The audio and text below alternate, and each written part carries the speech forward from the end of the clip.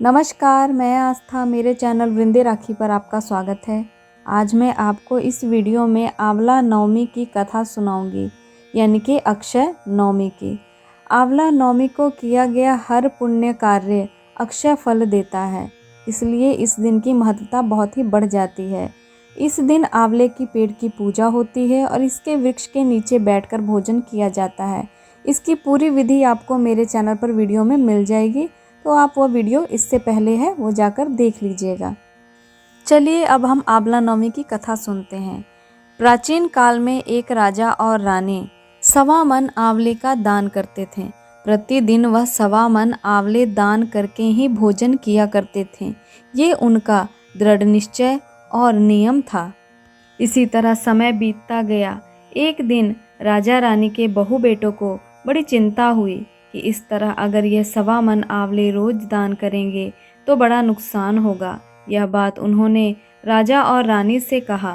राजा रानी को यह बात बुरी लगी और वह महल छोड़कर चले गए। जंगलों में भटकते भटकते भूखे प्यासे 7 दिन बीत गए। क्योंकि उन्होंने आंवले का दान नहीं किया, इसीलिए भोजन भी ग्रहण किसी प्रकार का नहीं किया।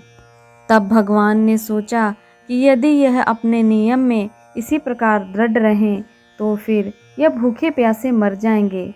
इसी प्रकार भगवान ने सोचा और जब राजा रानी भूख से व्याकुल होकर सो गए, तब उन्होंने वहीं जंगल में राज्य का निर्माण कर दिया। बाग बगीचे बना दिए, राजमहल बना दिया, प्रजा बना दी और बहुत सारे आंवले के पेड़ भी लग गए।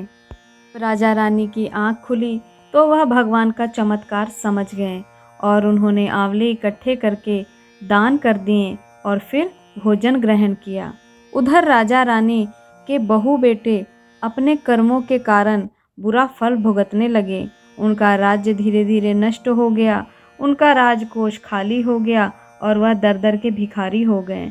वह भटकते भटकते उसी जंगल में आए जहाँ पर राजा रानी का राज्य स्थापित हो गया था। उन्होंने वहाँ काम मांगा। राजा रानी के महल में वह काम करने लगे, परंतु उनकी दशा इतनी खराब थी कि उन्हें राजा या रानी किसी ने नहीं पहचाना और ना ही राजा रानी को उनके बहू बेटों ने पहचाना। इस प्रकार वह वहीं कार्य करते रहे। एक दिन रानी की बहू रानी के बाल बना रही थी। तब उसने अपनी रानी के पीठ पर एक निशान देखा तो सोचा कि ऐसा ही निशान मेरी सास की पीठ पर था और वह रोने लगी। तब रानी ने पूछा कि तुम क्यों रो रही हो? उसने बताया कि मेरी सास की पीठ पर भी इसी प्रकार का निशान था। वह पता नहीं कहाँ जंगलों में भटक रहे होंगे। सारा वृत्तांत बताया तो रानी ने अपनी बहू को पहचान लिया और अपना भी सारा हाल बताया। फिर रानी ने अपनी बहू और बेटे को समझाया कि दान करने से धन कभी भी कम नहीं होता, दान करने से धन बढ़ता है। जितना दान करो उतना ही वह बढ़ता चला जाता है।